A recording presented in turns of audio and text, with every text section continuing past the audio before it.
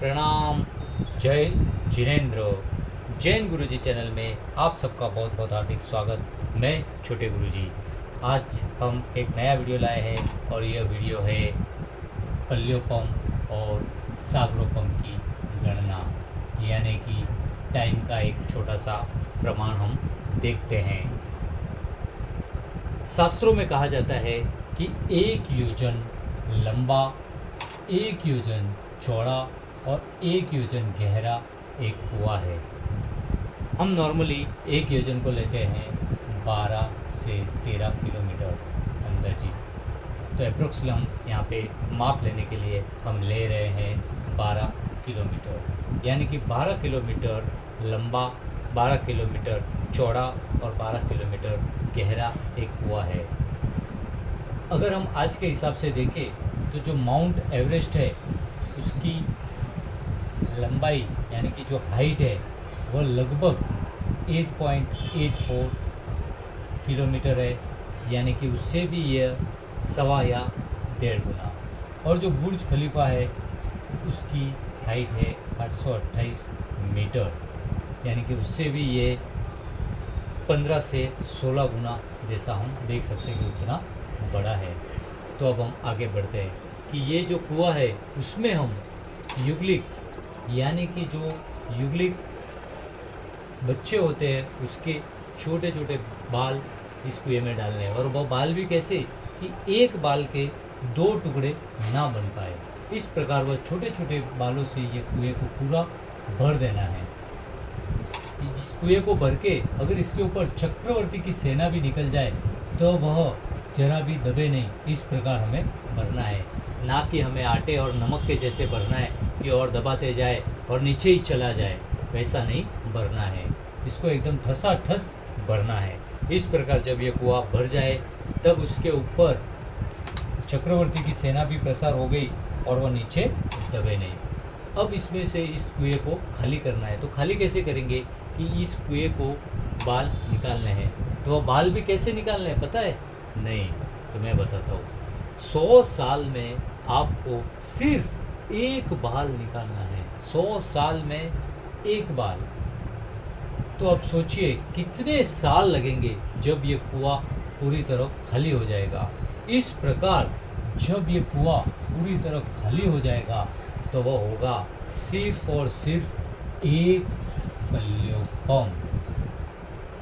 और इस प्रकार 10 कोटि पल्योपम होंगे तो वह कहलाएगा एक सागरोपम।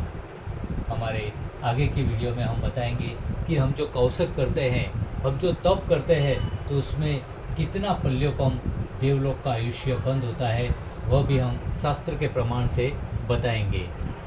अब हम देखते हैं कि देव और नारकी के जो जीव होते हैं उनका मिनिमम आयुष्य होता है 10,000 वर्ष और मैक्सिमम आयुष्य होता है 33 सागरोपम।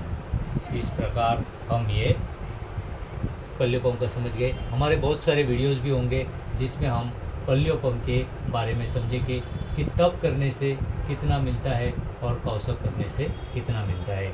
और भी हमारे बहुत सारे वीडियोस वगैरह आ रहे हैं, आप सब देख रहे हैं, तो हमारे चैनल को भी लाइक करें, शेयर करें, सब्सक्राइब करें। और हम वह स्टोरी लेंगे जो हमारी आगे की आधी रह गई थी।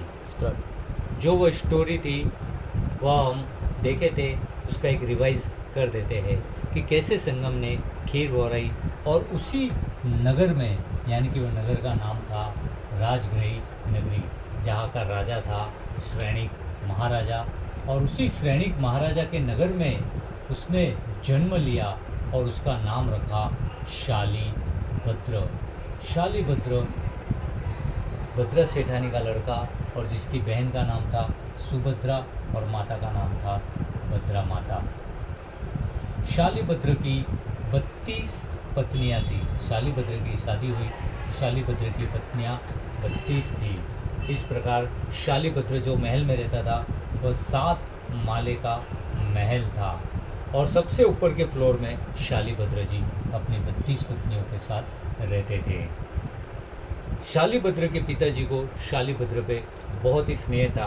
शालीभद्र के पिताजी जब देवलोक में गए तो वहाँ से शालिभद्र के ऊपर बहुत ही स्नेह होने के कारण रोज 99 पेटी उतारते थे। 99 पेटी में 33 पेटी में क्या होता था, दूसरी 33 में क्या होता था और तीसरी 33 पेटी में क्या होता था। इस प्रकार ये टोटल 99 पेटी थी। गए वीडियोस में हमने देखे थे, इस वीडियोस में हम बता रहे। 33 में एक में होता है खाने का सामान, दूसरे में होता है वस्त्र और तीसरे में होते हैं आभूषण।